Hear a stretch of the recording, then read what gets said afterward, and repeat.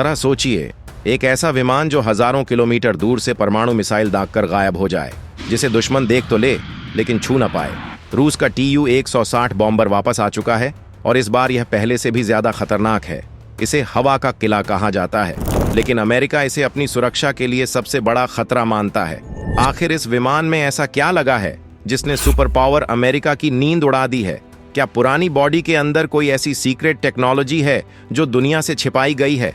और सबसे बड़ा सवाल, क्या यह वापसी सिर्फ एक रिहर्सल है या किसी बहुत बड़ी तबाही की तैयारी? आइए पर्दा उठाते हैं, लेकिन आगे बढ़ने से पहले कमेंट्स में जरूर बताइए कि आप हमारी यह वीडियो किस राज्य से देख रहे हैं। इसी तरह की और रहस्यमयी जानकारी प्राप्त करने के लिए हमारे चैनल ट्रू हिस्ट्री को आज ही सब्सक्राइब करें और बेल आइकॉन को प्रेस करें। दोस्तों, इसे समझने के लिए हमें थोड़ा पीछे जाना होगा। उस दौर में जब दुनिया दो हिस्सों में बटी हुई थी, एक तरफ अमेरिका और दूसरी तरफ सोवियत यूनियन। ये कोल्ड वॉर का जमाना था। उस वक्त रूस एक ऐसा हथियार बनाना चाहता था जो अमेरिका के सबसे खतरनाक बॉम्बर्स को भी बौना साबित कर दे। उन्हें एक ऐसा हवाई जहाज चाहिए था जो न सिर्फ तेज हो बल्कि इतना विशाल हो कि वो दुनिया के किसी भी कोने में तबाही का सामान पहुंचा सके। और इसी जिद ने जन्म दिया Tu-160 को। जब यह पहली बार आसमान में उड़ा तो दुनिया इसे देखकर दंग रह गई। इसका रंग एकदम सफेद था, बिल्कुल दूध जैसा।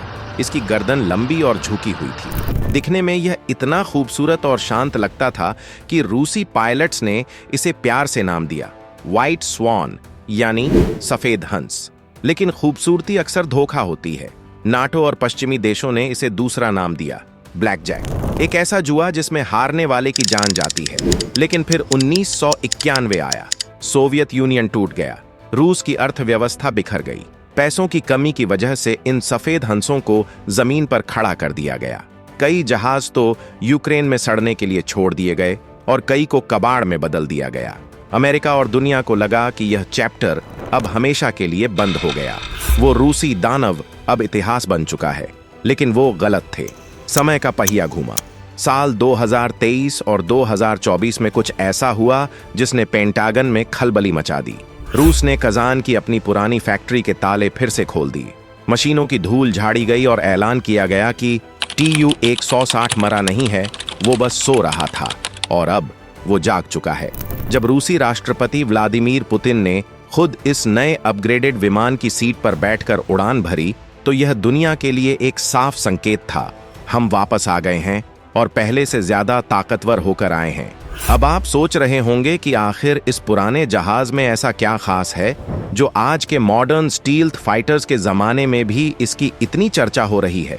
सबसे पहले इसकी विशालता को समझिए। यह दुनिया का सबसे भारी और सबसे बड़ा लड़ाकू विमान है। यह इतना बड़ा है कि इसके पंखों का फैलाव एक फुटबॉल मैदान जितना है। इसका वजन 2,75,000 किलो तक हो सकता है। जरा सोचिए, लगभग 300 कारों के बराबर वजन लेकर यह हवा में उड़ता है। लेकिन जो बात इसे एक इंजीनियरिंग का चमत्कार बनाती है वो है इसके पंख। Tu-160 के पास साधारण पंख नहीं है, इसके पास वेरिएबल स्वीप विंग्स हैं। आसान भाषा में कहें तो यह उड़ते उड़ते अपने पंखों का आकार बदल सकता है।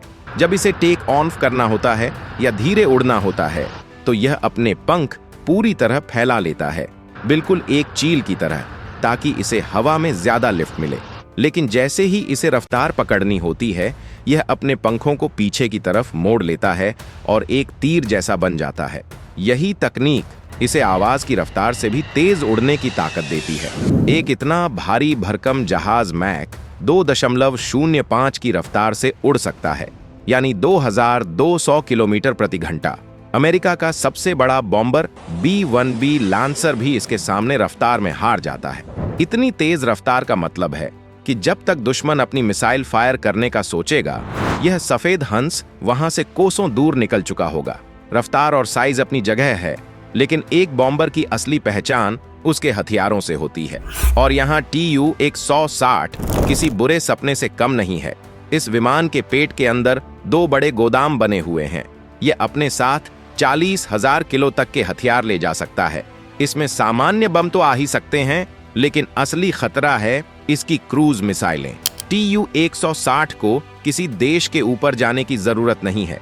ये इसकी सबसे बड़ी खूबी है। मान लीजिए अगर इसे अमेरिका या यूरोप के किसी शहर को निशाना बनाना है तो इसे उनके बॉर्डर के अंदर घुसने की जरूरत नहीं है। यह हजारों किलोमीटर दूर समुद्र के ऊपर या अपने ही देश की सीमा में सुरक्षित रहते हुए मिसाइल दाग सकता है। इसकी नई मिसाइलें जैसे कि KH-101 और KH-102 परमाणु हथियार ले जाने में सक्षम हैं। ये मिसाइलें 3000 से 5000 किलोमीटर दूर तक सटीक निशाना लगा सकती हैं। इसका मतलब है कि TU-160 रूस के ऊपर उड़ते हुए ही लंदन, पेरिस या किसी भी बड़े पश्चिमी शहर को निशाना बना सकता है। दुश्मन का एयर डिफेंस सिस्टम आसमान ताकता रह जाएगा और तबाही कहीं और से आ जाएगी। और अगर बात करें इसकी रेंज की तो यह बिना तेल भरवाए 12000 किलोमीटर तक लगातार उड़ सकता है। और अगर हवा में ही इसमें दोबारा फ्यूल भर दिया जाए तो इसकी कोई सीमा नहीं है। ये पूरी पृथ्वी का चक्कर लगाकर वापस अपने घर आ सकता है। इसीलिए इसे ग्लोबल रीच वाला हथियार कहा जाता है। रूस ने जो नया विमान बनाया है वो बाहर से तो पुराने जैसा दिखता है, लेकिन अंदर से यह पूरी तरह बदल चुका है। इसे आप ऐसे समझ सकते हैं कि बॉडी 1980 की विंटेज कार की है, लेकिन इंजन और टेक्नोलॉजी 2050 की लगी है। रूसी इंजीनियर्स ने इसके अंदर के 80% सिस्टम को बदल दिया है। इसमें दुनिया के सबसे शक्तिशाली इंजन लगाए गए हैं जो इसे और ज्यादा रफ्तार और माइलेज देते हैं। पहले इसमें हजारों बटन और सुइयां होती थीं। अब सब कुछ डिजिटल है, सब कुछ स्क्रीन्स पर है। ये सबसे डरावना हिस्सा है। इस विमान में ऐसे सिस्टम लगाए गए हैं जो दुश्मन के रडार को जाम कर सकते हैं। अगर कोई मिसाइल इसकी तरफ आती है तो यह उसे हवा में ही भटका सकता है। वैसे तो इतना बड़ा जहाज रडार से पूरी तरह नहीं छिप सकता, लेकिन कहा जा रहा है कि इस पर एक खास तरह की कोटिंग की गई है जो रडार की पकड़ को कमजोर बनाती है। अब आते हैं सबसे बड़े सवाल पर, अमेरिका की नींद क्यों उड़ी हुई है?